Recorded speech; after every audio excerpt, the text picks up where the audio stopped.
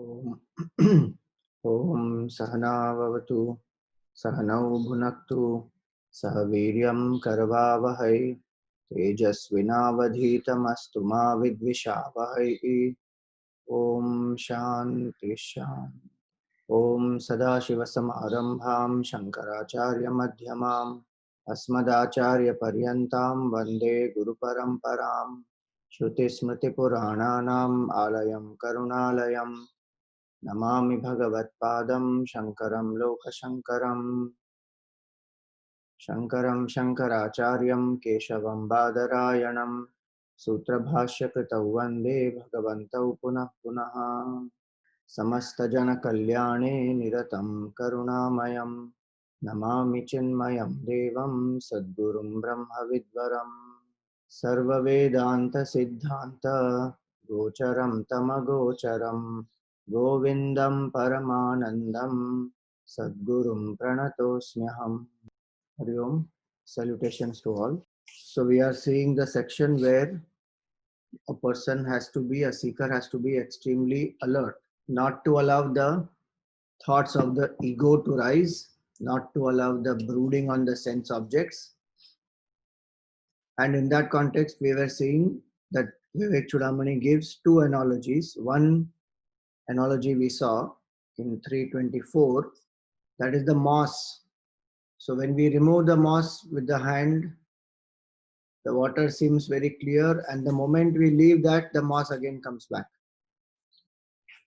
It is said in that way, the Maya covers the knowledge of the wise person also and makes that person extrovert. Now, what happens when that person becomes extrovert? So that's the second analogy. That is on in 325. Lakshyachyutam ched yadi chittamishad bahirmukham sannipatet tatastataha प्रमादत प्रच्युत केलिकन्दुकः सोपानपङ्क्तौ patito yatha tatha. So he says here, Lakshyachyutam ched yadi chittam ishat. If the mind wanders a little bit away from the goal, bahirmukham san nipatet, then it becomes extroverted and it falls.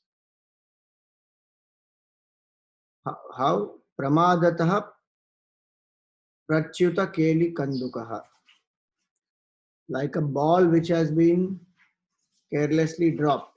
Sopana pangtau patito yatha tatha. On a series of stairs, how the ball will fall, in that way the mind will fall.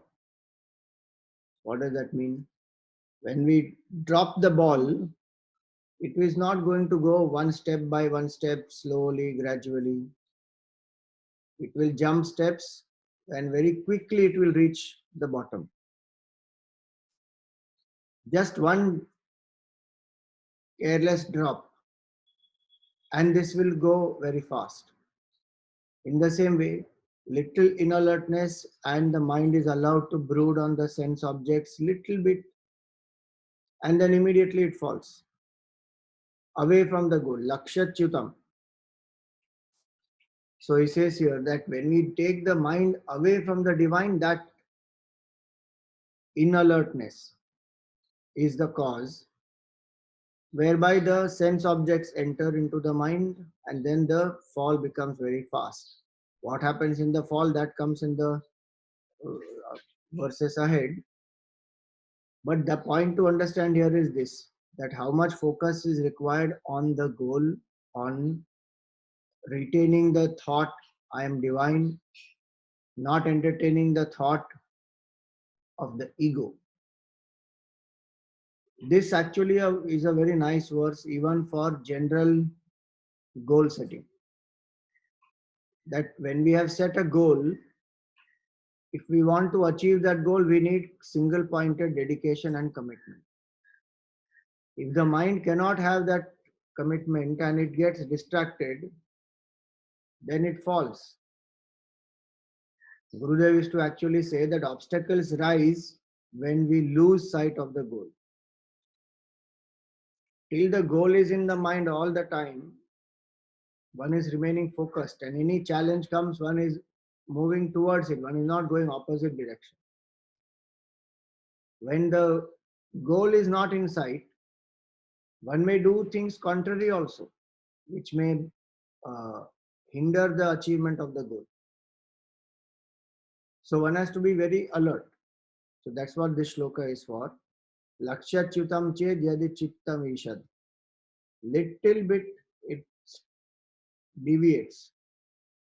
See, in this case, definitely in the worldly example, what happens? Suppose I say I have a target to sell a certain number of any item, any object, product. My goal is this much. I have to attain this goal and I'm focused on that. So 10 hours I'm working, I'm selling that product. Now when I come home, I need to relax, so I'm taking the mind away from it. So I watch some TV, I go to some movie, I party, or I spend time with family, anything. There, the mind is focused on the goal as well as it needs to relax, so it is not contrary pursuit. It is at the same level. The world of objects one is dealing with in the goal also, and world of objects one is dealing with in the time of relaxation also. Here it is a contrary pursuit. Here we are trying to withdraw the mind from sense objects and body identification and realize the supreme. Meaning we are trying to withdraw the attention and hold on to the thought that I am not the BMI, I am pure consciousness. Then the sense pleasure when it comes, or a temptation when it comes, it makes the mind extrovert. Bahirmukha sun, nipatet tatastata. Pat means to fall. Nipatet means fall very quickly. From the state in which the mind has been kept, where it has been gradually trained to withdraw and to focus on the Lord or focus on the thoughts of self, it falls. So this can happen in the seat of contemplation also, this can happen outside also. In the seat of contemplation, when one is doing the contemplation on the self, then some sense object enters and that mind starts brooding on it, starts imagining pleasure out of it, starts associating with it. So the mind's focus is gone. It becomes extrovert, it falls. Again, body identification becomes strong. And same thing in the world outside also. The attitude that I am a seeker. So to do everything with that bhav that I am a seeker is the alertness. And not to allow ego to come up, not to take things personally, not to get carried away by some likes and dislikes, not to be tempted by sense pleasures and become a victim of that. That is all alertness. Now, when the mind doesn't remain in this alertness, it falls. Some like and dislike will come, hijack the mind. Some sense temptation hijacks the mind. Somewhere one takes something personally, again gone. So, both ways it can happen. So, it's not only in the seat of contemplation. Enjoyment one can do. In the world outside, one enjoys certain things, but not as a victim, not out of attachment, not out of a helplessness. That alertness must be there. And if one finds that there is something like that to which one is attached, then one must resist that. Do vrata, do tapas, to ensure that that dependency is not there anymore.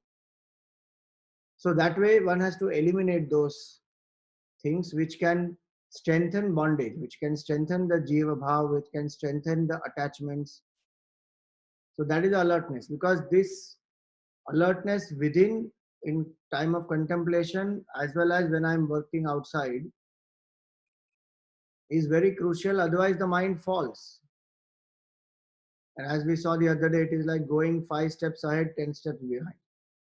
So then we don't feel spiritual progress, and in fact one will feel like a hypocrite. One's self-esteem will fall down. Repeatedly, when we allow the mind to entertain contrary behavior, we will feel like a hypocrite. Our self-esteem goes down, and people also may taunt us. What is the use of your spirituality? You are still so attached to all these, and then you may talk big things. People also taunt, and more than people taunting, we will only feel guilty. That knowingly, what we saw earlier, knowingly when we compromise, there is so much more pain. So, what is the solution? Alertness, invoke grace of the Lord. This is real Purusharth. Purusharth is not just sitting outside or doing work outside to achieve some prosperity and progress, and in spite of all obstacles. That is one level of Purusharth. But subtler level of Purusharth is to keep the mind alert, not to fall for ego, not to fall for likes and dislikes, sense temptations, attachments. Then that is Purusharth. Still subtler Purusharth is sit quietly in contemplation and hold on steadily to the name of the Lord or to the pointers of the self. Any other distracting thought comes, don't bother only. It comes, it just goes. Don't resist, don't indulge. Just hold on to the pointer. That's why a meditator sitting quietly and engaging the mind in steady contemplation is doing the subtlest Purusharth. Externally, one may look as though he's doing nothing, just simply sitting. But the highest action is happening there. And that's why in the Gita it is said, Karmani akarmayah pashyet akarmani cha karmayah sabuddhiman manusyeshu. One who sees action in inaction and inaction in action, that person is the wise person. One who sees action in inaction, the person is sitting quietly, is as though inaction. But there is tremendous activity going on. To hold on to the thought of the Lord or the self, there is a lot of activity going on. And inaction in action, one who is serving dynamically but has no thoughts of the ego, serving selflessly, dedicated to the cause. Tremendous activity happening, but there is no ego inside, so there is no actor as though. So there is no action happening. So it is inaction from inside, action outside. That is service. And then sitting quietly is inaction externally, but contemplation, a lot of action inside. So that is how one must be very alert. And this analogy of the ball is very powerful, because even when we visualize the ball, when it is put, it comes down very fast, nipate. In the same way, pramadata sopana panktau patito yatha tatha. It will just fall, and very quickly the downfall happens. Always it happens like that. To build something takes a long time, lot of effort. To destroy, very fast it happens. Just like that, it will get destroyed. To build a building, how long it takes? And when that building collapses for whatever reason, earthquake or any other fault in the building, it just takes a few minutes and just gone, entire building collapses. So in the same way here, that spiritual effort takes lot of time, energy, everything. So one should be alert. So these are two analogies. Now going ahead. Now you see in the Gita we have the ladder of fall. In the second chapter we have the 8 steps of the ladder of fall. Here Vivek Chudamani gives us steps for fall. When it says that the ball falls very fast, so what are the steps that comes here now? 326 and 327. Vishayeshva vishacchetah sankalpayati tadgunan samyak sankalpanat kamaha kamat pumsa pravartanam ततस्वरूप विभ्रंशो विभ्रष्टस्तु पतत्यधः पतितस्य विना नाशं पुनर्नारोह ईक्षते. These are two verses. विषयेषु अविषच्चेतः आविषच्चेतः sorry विषयेषु आविषच्चेतः संकल्पयति तद्गुणान्. When the mind enters the avishat, mind enters the sense objects, then what it will do? Sankalpayati tadgunan. It will brood over the sense pleasures. Samyak sankalpanat kamaha. When that fanciful imagination happens, then the desire arises. Kamat pumsa pravartanam. Now that desire will not allow that person to sit quietly. Now that person has to act to gain that object. Pravartanam is act to fulfill that desire. Then what happens? Tata swarupa vibhramsha. That person falls from the swarupa, meaning one has forgotten one's own true nature. Now one is extroverted, running behind the sense object through the restless activity. Tata swarupa vibhramsho. Vibhrashtastu padati adha. And one who has now got distracted falls. Patitasya vinanasham. The one who falls, for that person to rise again, difficult. Patitasya vinanasham punar na aroha ikshate. It is not easily seen for that person to rise, meaning the sense objects enslave that person, the person falls. For that person to rise again is very challenging. So these are two verses. So what should one do? The next one, Sankalpam varjaye tasmat sarvan arthasya karanam apathyani hi vastuni vyadhigrasto yathotsrijet. So sankalpa varjayet tasmat. Hence one should avoid brooding. I will come to the details, but we'll just finish the meaning. Hence avoid brooding. Why? Tasmat sarva anarthasya karanam. Because it is the cause of all inauspicious things. Anarthasya karanam. How one should avoid? The analogy given is apathyani hi vastuni. When a doctor, when he gives medicine to the patient, vyadhigrasto, somebody who is a patient who is suffering, what will the doctor say? That you, with the medicine, the doctor will also say, don't eat this, don't touch this, all that. Apathyani hi vastuni. Vyadhigrasto yatha utsrajet. How the patient has to abandon or leave for some time. Suppose one has lot of cold, and the doctor will say, don't eat cold things. In that way, if you have jaundice, then the doctor will say, don't eat oily things.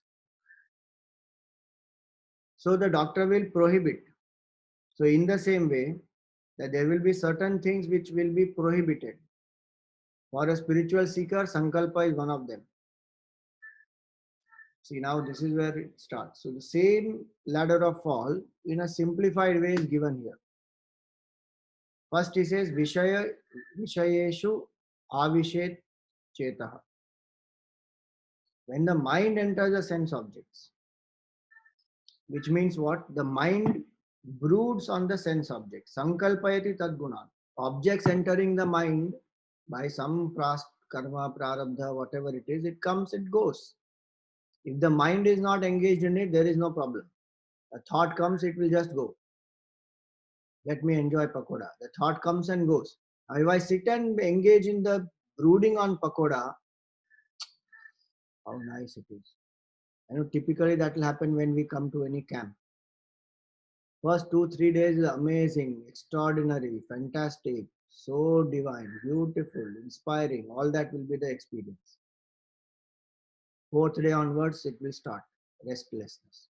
Why? Because now it is super sattvic environment. There is no onion and garlic, there is no spice, there is no much chili. It's simple food. 3 times a day one is eating, time to time, properly, meditating, listening to lectures. There is no rajasic activity happening. So one who has that attachment will start feeling restless. So one starts brooding. When I go back, when this camp ends, I am first going to eat pakoda. One will brood. Or one will start thinking, in this place, like in our ashram in Siddhabari, the ashram, just outside the ashram gate is a small stall.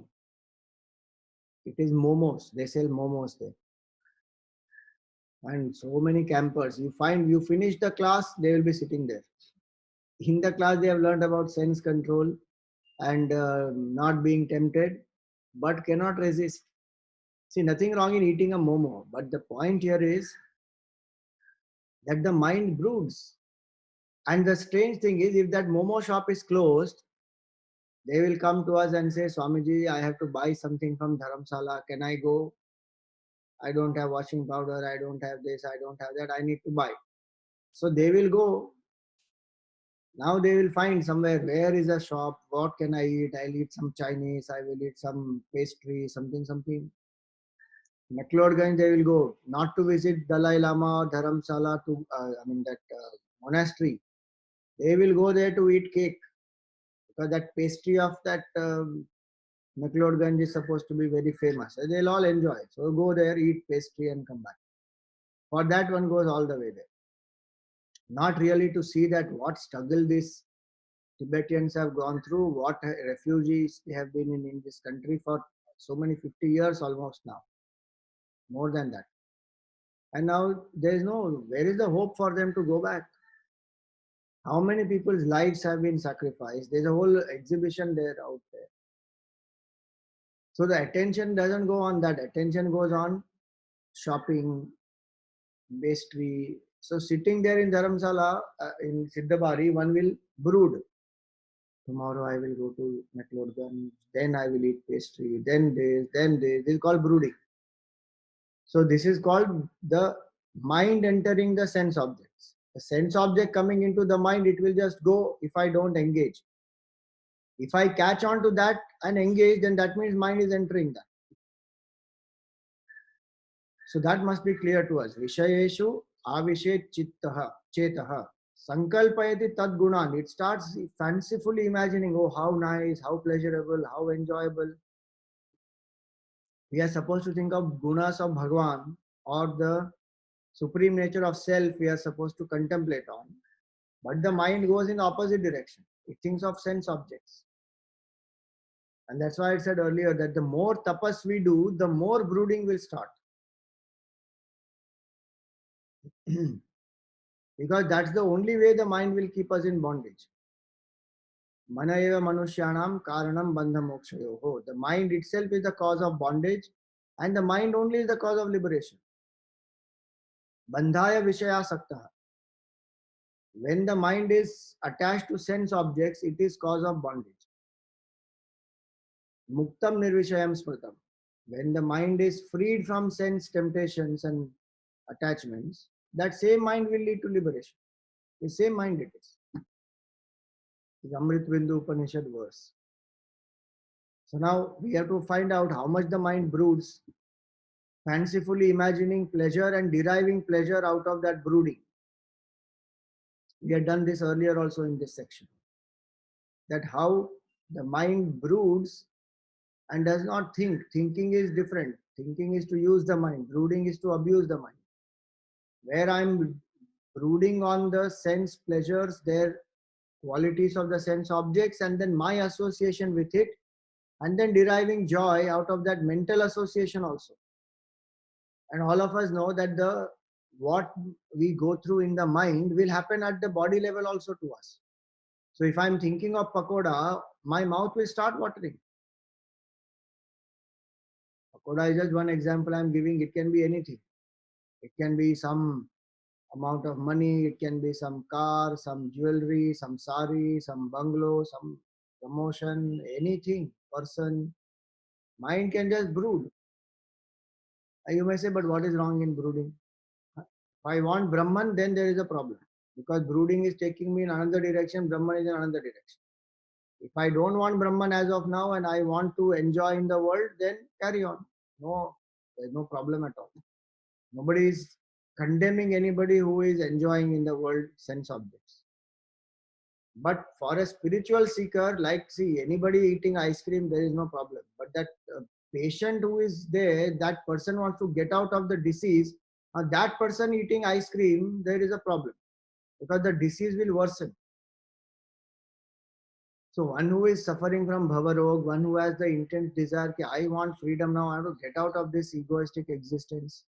That person will need to withdraw. If that person broods on sense pleasure, then that's what the fall of that person happens.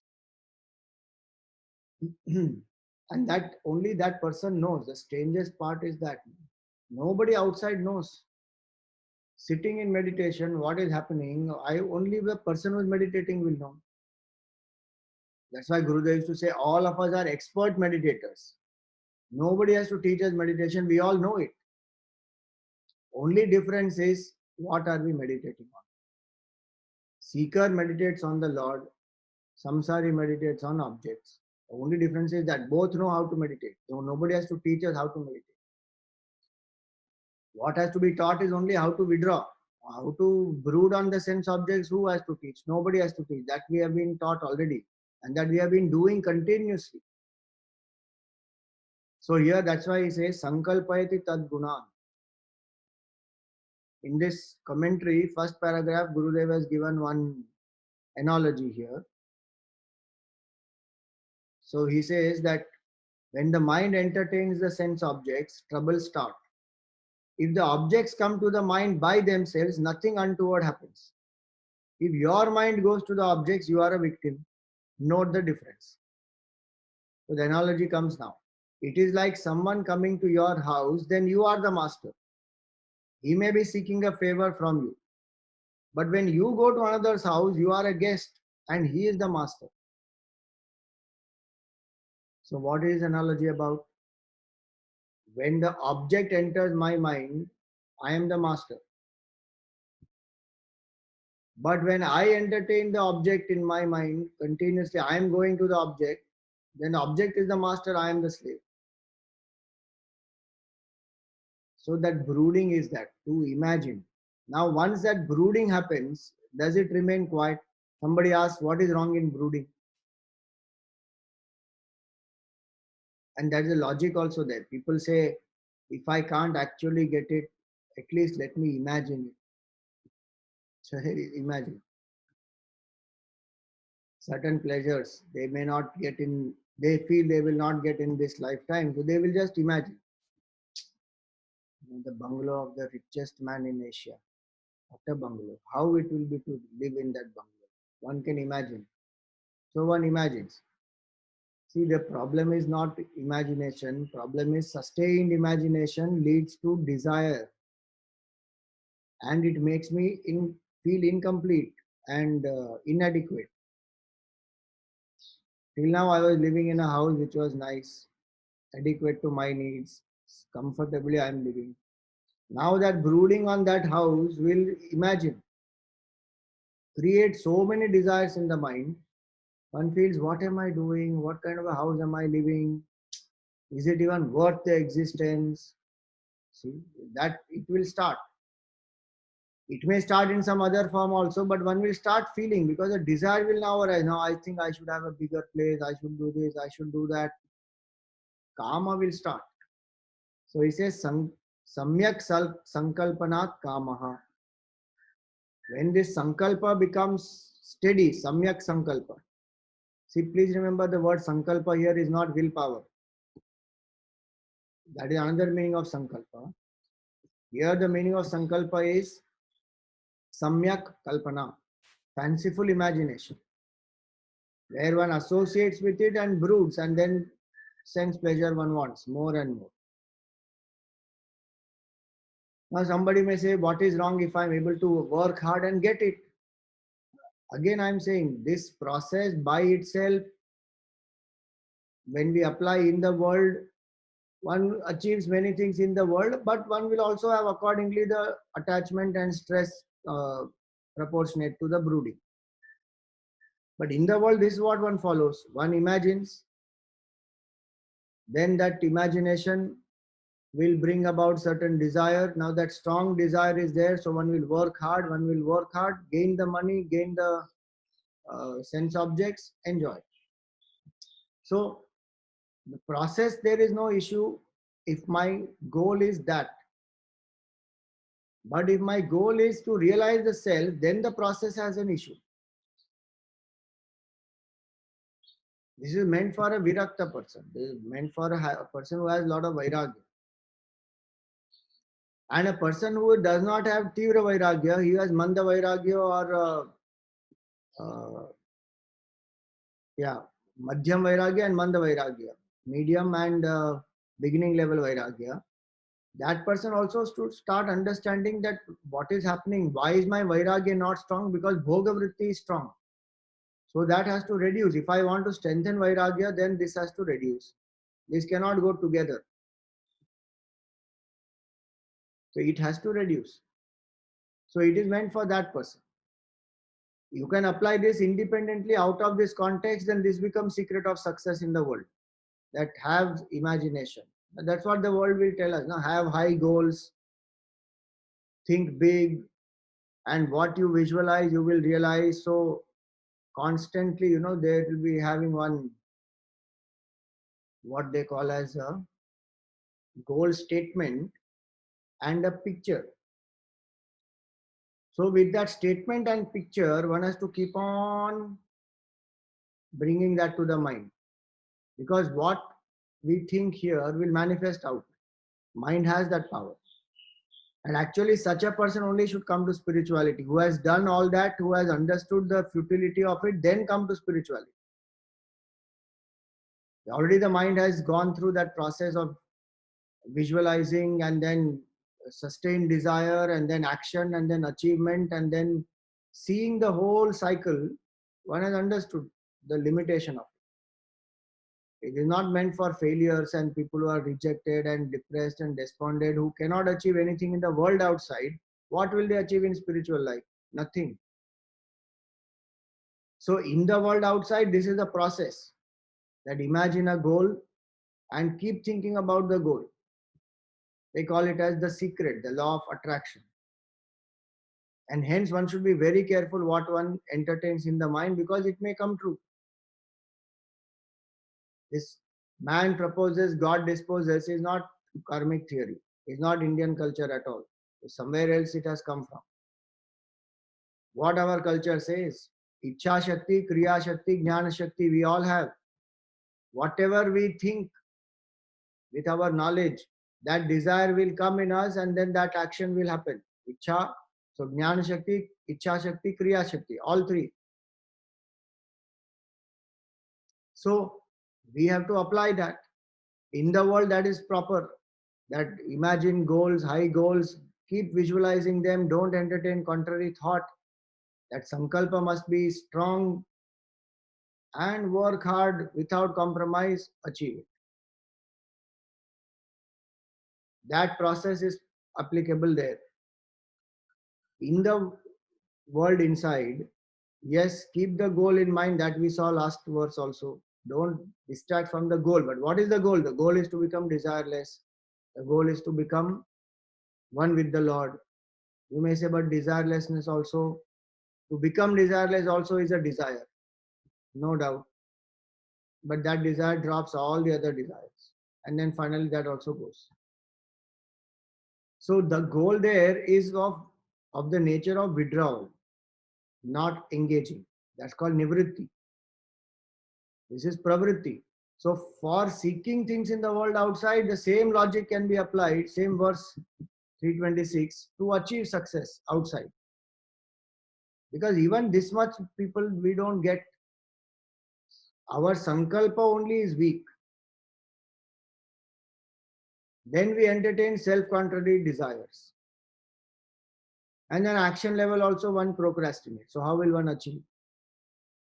So that one has to come out of. From that tamo guna, one has to come to rajo guna. Have a strong sankalpa that whatever I think will manifest and I will make it happen. And till that doesn't happen, I won't entertain anything contrary. See, all great achievers do this or not. They are persistent. They will hold on to their goal consistently, persistently. They will work. They will become successful. They don't give up. They don't entertain contrary thoughts. They eliminate all the other distractions. They focus their mind on the goal. Go ahead and achieve. So pravritti marg, that is the process. So this is not to condemn that at all. This is to make us clear that this is meant for which adhikari. This is meant for the uttam adhikari, madhyam adhikari, to turn the attention within. So this sankalpa will lead to desire. Now desire, we all know, is a sense of incompleteness. So when we come to spiritual aspect, brooding on the objects will create a desire to attain the object. Now when I have a desire that I need this pakoda or I need this car, then can I sit and meditate quietly? No. Because meditation is not going to lead to pakoda or car. What will lead to pakoda and car? I have to act for it. So the mind will start thinking, how much money it will cost, this particular model of car I have to buy. Right now it is available in this, whatever some offer is there. It will start brooding on those things. It will start thinking. Now what are we sitting and doing? I am not the BMI, but I want a car. Contrary thought. No? So that car is going to occupy the mind. Now I can't sit and meditate quietly. I will become restless. I have to work. One will think now I have to do overtime work actually. Then I will pay this EMI in this many months, and then this is the cost and this is how it will be, and then whole mind has become extrovert, sitting in the seat of contemplation. Now when one comes out of it, has to work hard, double work, extra work, something one has to do to get that, or take loan, go to the bank, take some loan. So now that is called karma. Kamat pumsa pravartanam.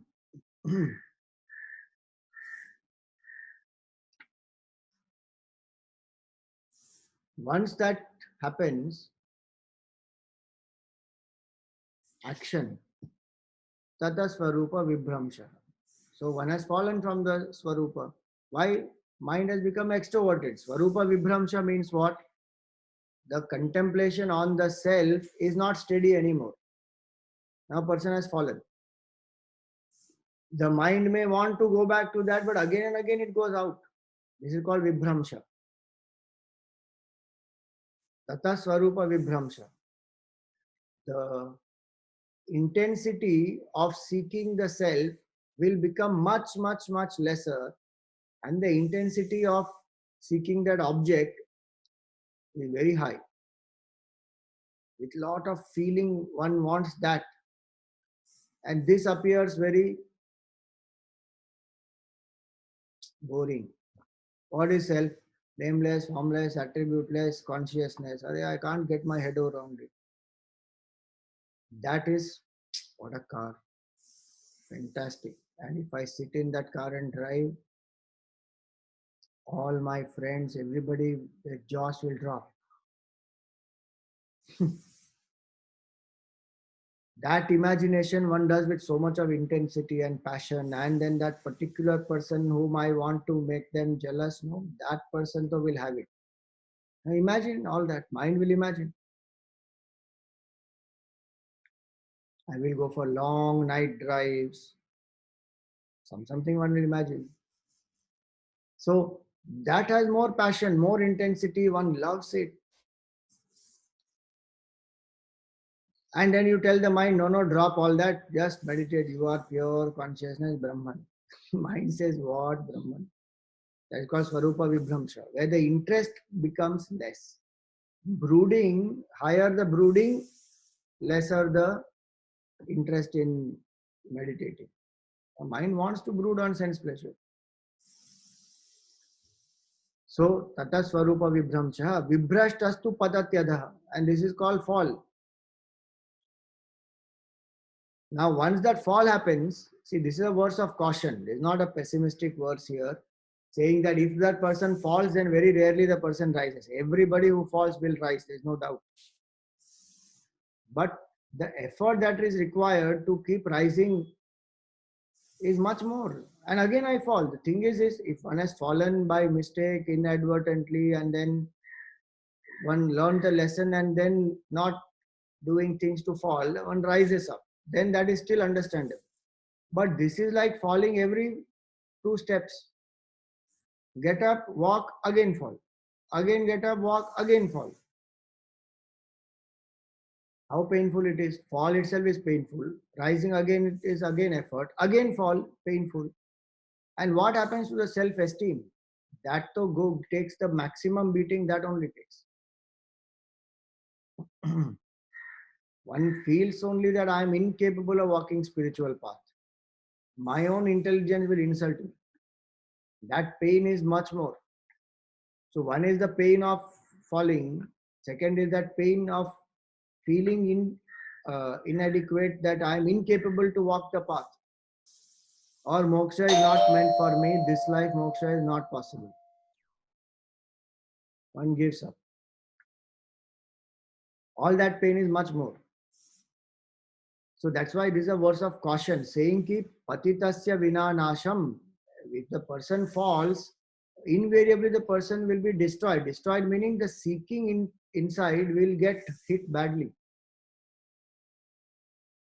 See, especially now we'll go little one more level deeper. The fall can happen in 2 steps. Sorry, the fall can happen with 2 types. I can fall in prohibited pleasure and I can fall in permitted pleasure. If I fall in the permitted pleasure, that itself is all this. Like the car example I gave is not prohibited. Anybody can desire a car or a pakoda. There's nothing wrong about it. There's nothing immoral about it, nothing prohibited. But when I fall, the second type of fall is the fall in the prohibited things. So cheating, lying, enjoying things which are tamasic, which are not good for my seeking at all, which is prohibited. It can be anything. It can be smoking, drinking, alcohol, any of those things. And in that I brood and then I imagine and then I enjoy and then I'm bound to it and now I cannot give it away. Now that fall is much more. Can a seeker fall to that level? Yes, it is possible. What vasana is there of the past? Who knows? And as I said, the more tapas one does, the more the mind wants to indulge. And sometimes perverted logic also the mind will bring. How can you renounce something without even going through it? Swamiji also said in the class that this is meant for those who have gone through all this in the world and have vairagya. I have not even tasted alcohol. How will I have vairagya from alcohol? Come on, take it. What a perverted logic it is. Then take potassium cyanide also. So mind will do, it will bring some logic, some trick, something, and prohibited pleasure comes in.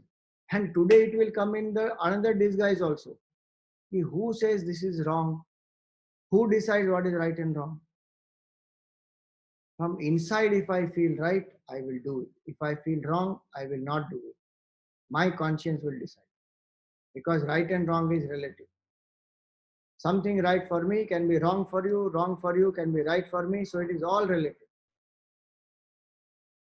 So I decide that alcohol is not bad if it is taken in limited quantity. So let me drink.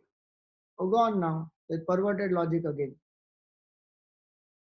Why don't you take a knife and cut your hand? That is also good. No problem. Nothing good and bad. No cut. Or let somebody come and chop your hand because that fellow feels it is right. You allow him to do. So mind can bring any perverted logic to come inside the prohibited pleasure. And in some cases, to now that what is that weed. Yeah, America has made weed in some of the states in America. The weed has become legalized, but for what it has become legal? For medicinal use, it has become legal. But people too are happily taking it as a sanction. The human mind works terribly. It wants to legalize things which are prohibited right now. Gambling, betting, horse racing, all those things, prostitution. Now, what is the logic one is giving? If you don't see, human mind is going to anyway do it.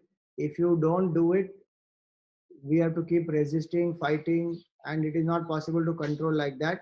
Legalize it. Whatever money comes will become legal. They may have some logic in the world to go and do it. That is their lookout. But I am saying from a spiritual standpoint, those things which are prohibited, one should not engage in that only. But the fall happens in that also. What is prohibited, one even goes to that extent. So then how will one rise? Permitted pleasure itself, when one engages without control and becoming a victim, one's self-esteem hits very badly. Prohibited pleasure when one takes, then though it is terrible fall. That person to rise, because now that person has guilt, shame, fear, self-doubt, so many things have come into it now. As it is, you please think that to rise from the level of ego to the self is not a joke.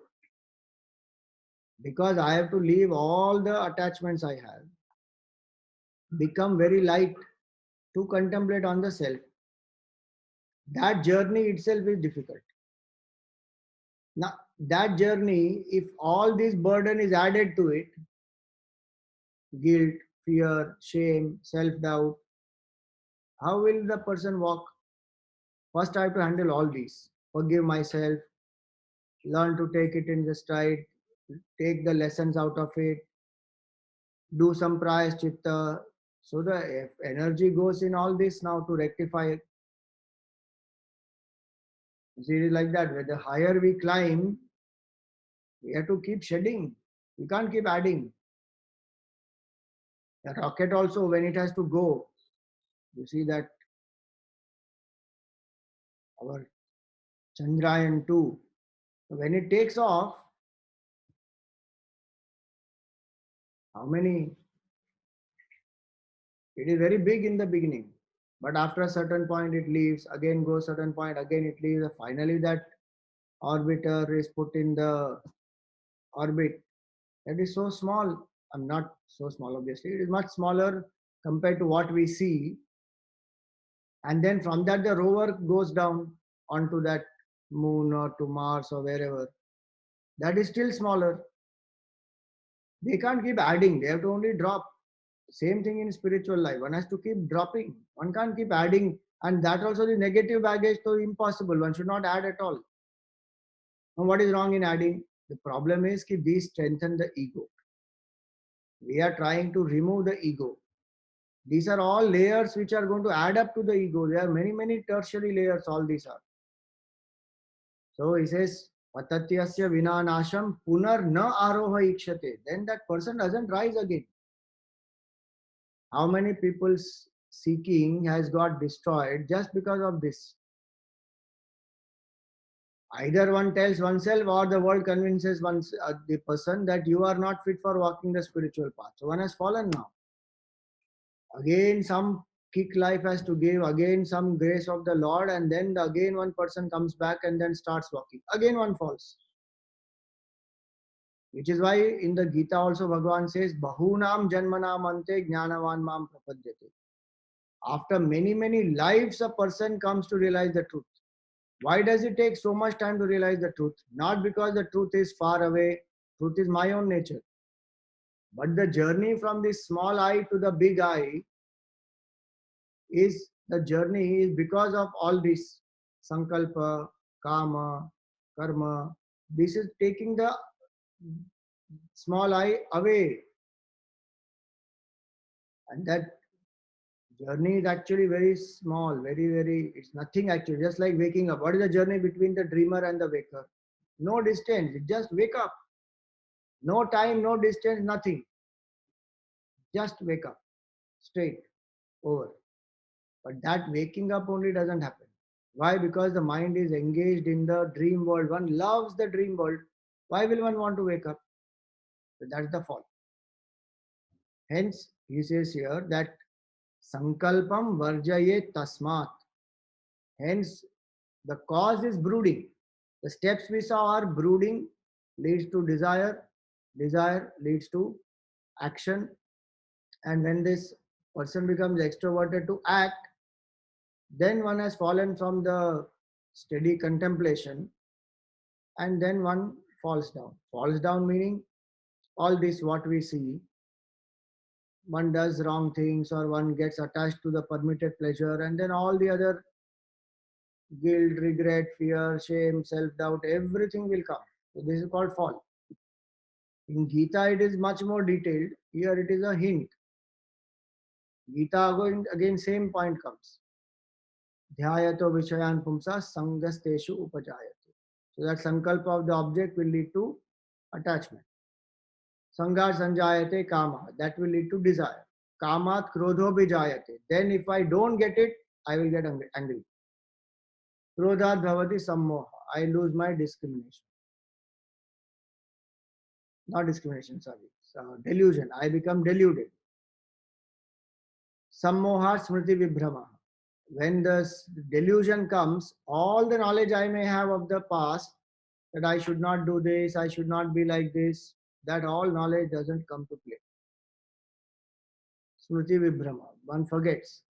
Smriti bhramshat buddhi nasha. Now buddhi cannot discriminate. When there is no proper data available, how will it discriminate? What choice will it make? Buddhi nashat pranashyati. When I don't use my buddhi, then I am worse than an animal. Now Gurudev used to say that buddhi when I don't use, human being is worse than an animal, because animal can face the ruthlessness of the weather and nature.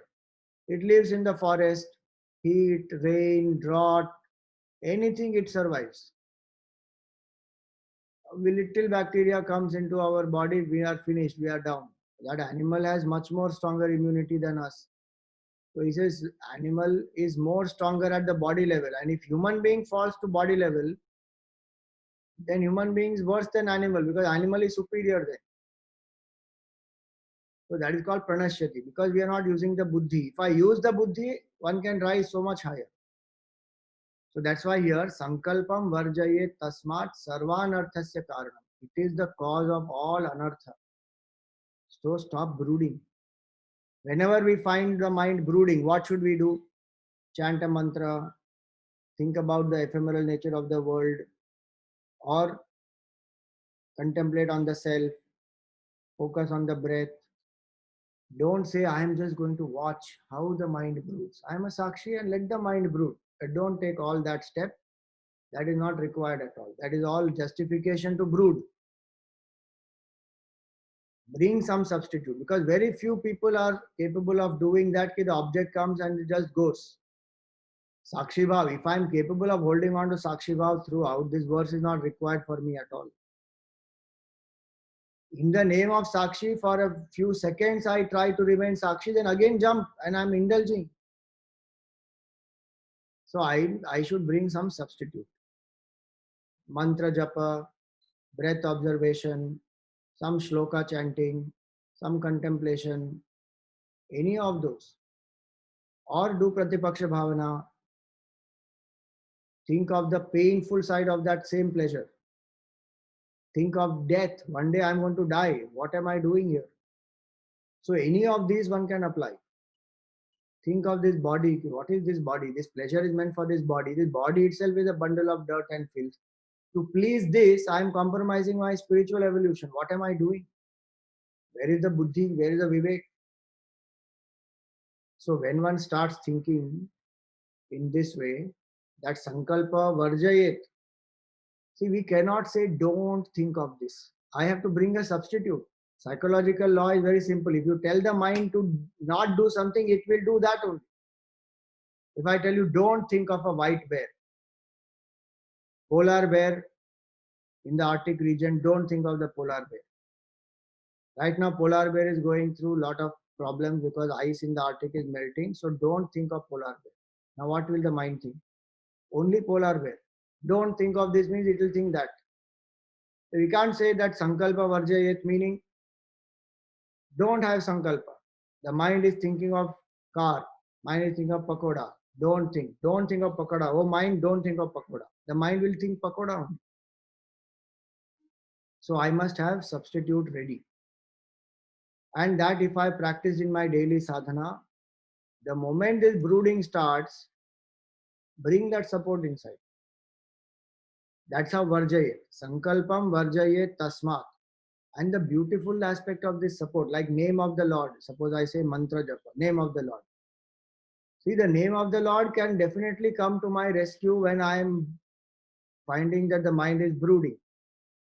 But if I continue to chant the name of the Lord through the day, make it as my sadhana, daily routine and habit, this sankalpa rising only will not happen. That's the best part. Why the mind broods? Because it is not holding on to the goal. What we saw now. The moment the mind goes away from the goal, obstacles will rise.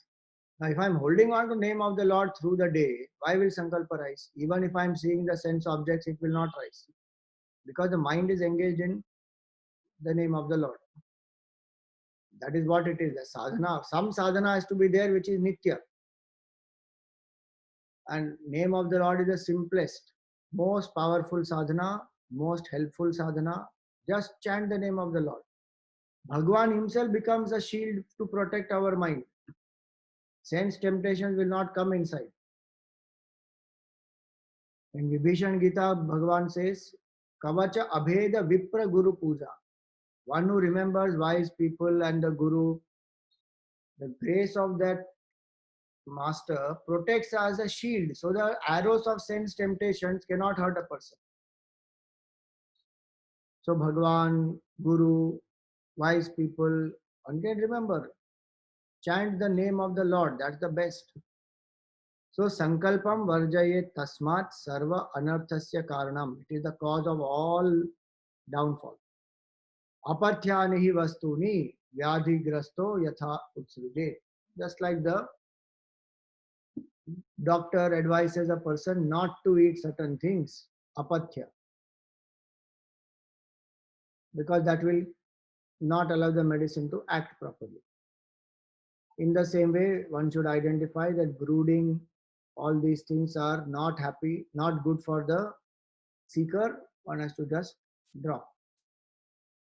So that's where we will stop for today. Om Purnamada Purnamidam Purnat Purnamudachyate Purnasya Purnamadaya Purnameva Vashishyate. Om Shanti Shanti Shanti. Hari Om Shri Gurubhyo Namaha. Hari Om.